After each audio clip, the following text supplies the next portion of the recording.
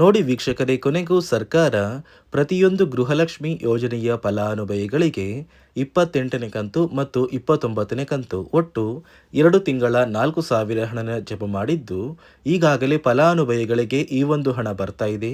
ಒಂದು ವೇಳೆ 26 ಮತ್ತು 27ನೇ ಕಂತಿನ ಹಣ ಬಾಕಿ ಇದ್ರೂ ಕೂಡ ನಿಮ್ಮ ಬ್ಯಾಂಕ್ ಖಾತೆಗೆ 4 ತಿಂಗಳ 8,000 ಹಣ ಬರ್ತಾ ಇದೆ. ಇದೀಗ ನಿಮ್ಮ ಬ್ಯಾಂಕ್ ಖಾತೆಗೆ ನಾಳೆ ಗುರುವಾರ ಏಪ್ರಿಲ್ 2ರಂದು ಕರ್ನಾಟಕದ 24 ಜಿಲ್ಲೆಗಳಿಗೆ ಈ 8,000 ಹಣ ಬರ್ತಾ ಇದೆ. ನೀವು ಈ ಒಂದು ಹಣನ ಪಡಿಬೇಕು ಅಂದರೆ ಸರ್ಕಾರ ಕೆಲವು ನಿಯಮಗಳನ್ನ ಜಾರಿಗೆ ತಂದಿದೆ ಮತ್ತು ಗೃಹಲಕ್ಷ್ಮಿ ಯೋಜನೆಗೆ ಮರು ಅರ್ಜಿನ ನೀವು ಹಾಕಬೇಕಾಗುತ್ತೆ.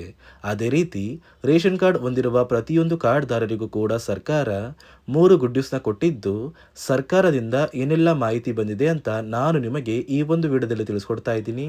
ಅದಕ್ಕಿಂತ ಮೊದಲು ನೋಡಿ ವೀಕ್ಷಕರೇ, ನೀವೇನಾದ್ರೂ ಇನ್ನೂ ಕೂಡ ನನ್ನ ಚಾನಲ್ನ ಸಬ್ಸ್ಕ್ರೈಬ್ ಆಗಿಲ್ಲ ಅಂದರೆ ದಯವಿಟ್ಟು ಪ್ರತಿಯೊಬ್ಬರು ಚಾನಲ್ನ ಸಬ್ಸ್ಕ್ರೈಬ್ ಮಾಡ್ಕೊಳ್ಳಿ, ಹಾಗೆ ವಿಡಿಯೋಗೆ ಒಂದು ಲೈಕ್ನ ಕೊಡಿ. ಹೌದು ವೀಕ್ಷಕರೇ, ಸರ್ಕಾರ ಕೊನೆಗೂ ಪ್ರತಿಯೊಂದು ಗೃಹಲಕ್ಷ್ಮಿ ಯೋಜನೆಯ ಫಲಾನುಭವಿಗಳಿಗೆ ಗೃಹಲಕ್ಷ್ಮಿ ಯೋಜನೆಯ 28 ಮತ್ತು 29ನೇ ಕಂತಿನ ಹಣನ ಜಮಾ ಮಾಡ್ತಾ ಇದೆ. ನಿಮ್ಮ ಬ್ಯಾಂಕ್ ಖಾತೆಗೂ ಕೂಡ ಈ 2 ತಿಂಗಳ 4,000 ಹಣ ಬರ್ತಾ ಇದ್ದು, ಒಂದು ವೇಳೆ 26 ಮತ್ತು 27ನೇ ಕಂತಿನ ಹಣ ಬಾಕಿ ಇದ್ರೂ ಕೂಡ ಒಟ್ಟು 4 ತಿಂಗಳ 8,000 ಹಣ ನೇರವಾಗಿ ನಿಮ್ಮ ಬ್ಯಾಂಕ್ ಖಾತೆಗೆ ಬರುತ್ತೆ.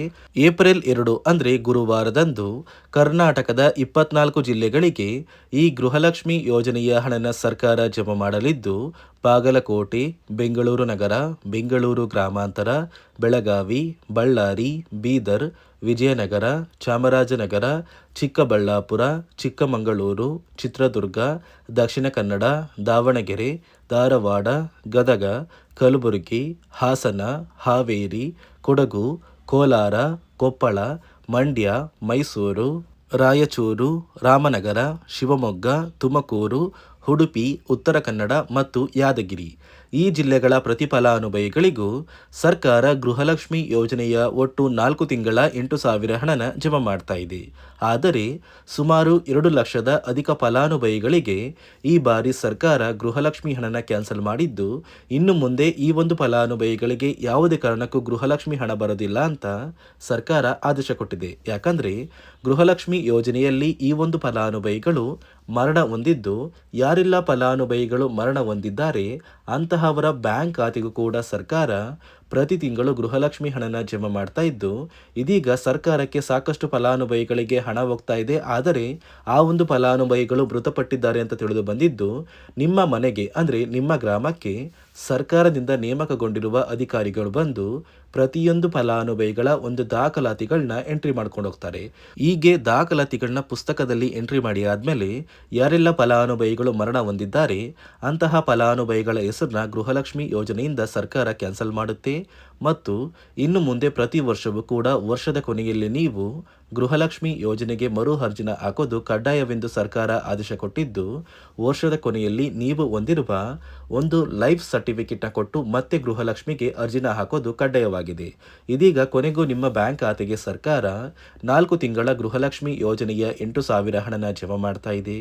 ಏಪ್ರಿಲ್ 5ರೊಳಗೆ ಪ್ರತಿಯೊಬ್ಬರು ಈ ಒಂದು ಹಣನ ಪಡ್ಕೋತೀರಾ ಮತ್ತು ರೇಷನ್ ಕಾರ್ಡ್ ಹೊಂದಿರುವ ಪ್ರತಿಯೊಂದು ಕಾರ್ಡ್ದಾರರಿಗೂ ಕೂಡ ಸರ್ಕಾರ 3 ಭರ್ಜರಿ ಗುಡ್ ನ್ಯೂಸ್ನ ಕೊಟ್ಟಿದ್ದು, ಮೊದಲ ಒಂದು ಗುಡ್ ನ್ಯೂಸ್ ಬಂದು ಯಾರೆಲ್ಲ ಒಂದು ಫಲಾನುಭವಿಗಳು ಹೊಸ ರೇಷನ್ ಕಾರ್ಡ್ಗೆ ಅಪ್ಲಿಕೇಶನ್ನ ಹಾಕಬೇಕು ಅಂತ ವೇಟ್ ಮಾಡ್ತಾ ಇದ್ರಿ, ಇದೀಗ ಕೊನೆಗೂ ಸರ್ಕಾರ ಸುಮಾರು 1,50,000ಕ್ಕಿಂತ ಅಧಿಕ ಹೊಸ ರೇಷನ್ ಕಾರ್ಡ್ಗೆ ಅರ್ಜಿನ ಸ್ವೀಕಾರ ಮಾಡ್ತಾ ಇದೆ. ನೀವು ಕೂಡ ಹೊಸ ರೇಷನ್ ಕಾರ್ಡ್ನ ಪಡಿಬೇಕು ಅಂದರೆ ಆದಷ್ಟು ಬೇಗ ನಿಮ್ಮ ಊರಿಗೆ ಹತ್ತಿರವಿರುವ ಯಾವುದಾದರೂ ಸೇವಾ ಕೇಂದ್ರಕ್ಕೆ ಭೇಟಿ ನೀಡಿ ಆದಷ್ಟು ಬೇಗ ರೇಷನ್ ಕಾರ್ಡ್ಗೆ ಅರ್ಜಿ ಹಾಕಿ. ಅದೇ ರೀತಿ ಎರಡನೆಯ ಒಂದು ಗುಡ್ ನ್ಯೂಸ್ ಬಂದು, ಇನ್ನು ಮುಂದೆ ಇದೇ ಏಪ್ರಿಲ್ ತಿಂಗಳಲ್ಲಿ ನಿಮಗೆ ಉಚಿತ ಅಕ್ಕಿ ಜೊತೆಗೆ ಸರ್ಕಾರ 5ರಿಂದ 6 ರೀತಿಯ ಆಹಾರ ಪದಾರ್ಥಗಳನ್ನ ಉಚಿತವಾಗಿ ಪ್ರತಿ ಕಾರ್ಡಿಗೂ ಕೂಡ ಕೊಡ್ತಾ ಇದೆ. ಅದೇ ರೀತಿ ಮೂರನೆಯ ಒಂದು ಗುಡ್ ನ್ಯೂಸ್ ಬಂದು, ನೀವು ಇನ್ನು ಮುಂದೆ ಉಚಿತ ಅಕ್ಕಿ ಪಡೆಯುವ ಸಂದರ್ಭದಲ್ಲಿ ಒಂದು ವೇಳೆ ನಿಮ್ಮ ಒಂದು ಬೆರಳು ಅಂದರೆ ಆ ಒಂದು ಮಷಿನ್ ಮೇಲೆ ಬೆರಳಿಟ್ಟಾಗ ಆ ಒಂದು ಮಷಿನ್ ವರ್ಕ್ ಆಗಿಲ್ಲ ಅಂದರೂ ಕೂಡ ನೀವು ಆ ಒಂದು ಮಷಿನ್ ಮೇಲೆ ಬೆರಳು ಹಿಡ್ದೇ ನಿಮ್ಮ ಒಂದು ಕಾರ್ಡಿಗೆ ಸಿಗುವಂತಹ ಉಚಿತ ಅಕ್ಕಿನ ಪಡ್ಕೋಬಹುದು. ಯಾಕಂದರೆ ಪ್ರತಿಯೊಂದು ಫಲಾನುಭವಿಗಳಿಗೆ ಸರ್ಕಾರ ಉಚಿತ ಅಕ್ಕಿನ ಕಡ್ಡಾಯವಾಗಿ ಕೊಡಲೇಬೇಕು ಅಂತ ಆದೇಶ ಮಾಡಿದೆ. ಅದೇ ರೀತಿ ಸರ್ಕಾರದಿಂದ ಗೃಹಲಕ್ಷ್ಮಿಗೆ ಮತ್ತು ರೇಷನ್ ಕಾರ್ಡ್ದಾರರಿಗೂ ಕೂಡ ಹೊಸ ನಿಯಮಗಳನ್ನ ನಿಯಮಗಳನ್ನ ಜಾರಿಗೆ ತಂದಿದ್ದು ನೋಡಿ ಸ್ನೇಹಿತರೆ, ಈ ಬಾರಿ ಸುಮಾರು 1 ಲಕ್ಷಕ್ಕಿಂತ ಅಧಿಕ ಫಲಾನುಭವಿಗಳ ಬ್ಯಾಂಕ್ ಖಾತೆಗೆ ಸರ್ಕಾರ ಗೃಹಲಕ್ಷ್ಮಿ ಯೋಜನೆಯ ಹಣನ ಜಮಾ ಮಾಡ್ತಾ ಇಲ್ಲ.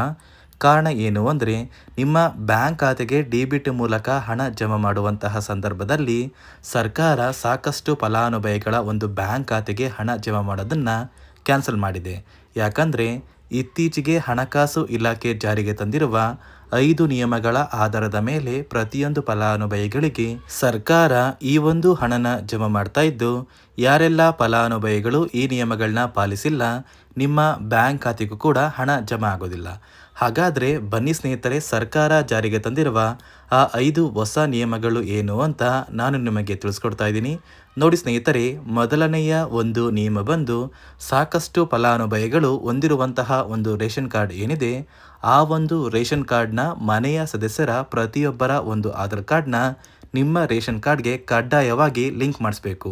ಅಂದರೆ ಈ ಒಂದು ಲಿಂಕ್ ಮಾಡಿಸುವಂತಹ ಒಂದು ಪ್ರೊಸೀಜರ್ಗೆ ಸರ್ಕಾರ KYC ಅಂತ ಕರೀತಾರೆ. ನಿಮ್ಮ ರೇಷನ್ ಕಾರ್ಡ್ಗೆ ಇನ್ನೂ ಸಹ KYC ಆಗಿಲ್ಲ ಅಂದರೆ ನಿಮ್ಮ ಬ್ಯಾಂಕ್ ಖಾತೆಗೆ ಸರ್ಕಾರ ಮುಂದಿನ ದಿನಗಳಲ್ಲಿ ಗೃಹಲಕ್ಷ್ಮಿ ಯೋಜನೆಯ ಹಣನ ಕ್ಯಾನ್ಸಲ್ ಮಾಡುತ್ತೆ.